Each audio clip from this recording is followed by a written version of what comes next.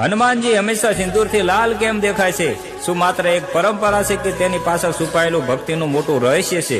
તો મિત્રો, આ વાર્તા છે રામાયણ કાળની। એક દિવસ માતા સીતા કપાળમાં સિંદૂર લગાવતા હતા। હનુમાનજી આ બધું જોઈ રહ્યા હોય છે। પછી માતા સીતા જોડે જઈને વિનમ્રતાથી પૂછે છે કે માતા, આ સિંદૂર તમે શા માટે લગાડી રહ્યા છો? માતા સીતાએ સ્મિત સાથે જવાબ આપ્યો, હનુમાન, આ સિંદૂર નથી, મારા પતિ શ્રી રામના લાંબા આયુષ્ય માટે હું લગાવી રહી છું। આ સાંભળતા જ હનુમાનજી ભાવી વિભોર થઈ ગયા અને આખા શરીર ઉપર તેમને સિંદૂર ચડાવવા લાગ્યા।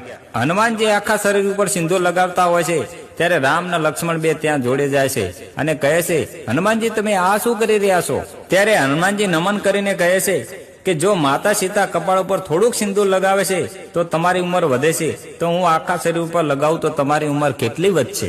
આ સાંભળીને શ્રીરામની આંખોમાં આંસુ આવી ગયા।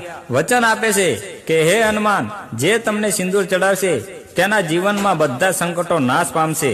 હનુમાનજી ખાલી સિંદૂર વાળા નથી સાહેબ, હનુમાનજી વિશ્વાસ અને ભક્તિના પ્રતીક છે। તો કમેન્ટમાં લખો જય શ્રી રામ અને આ વિડીયો વધુ ને વધુ શેર કરજો। અને સાહેબ, આવા વિડીયો જોવા માટે આ આઈડીને ફોલો કરજો અને આની ફરમાઈશ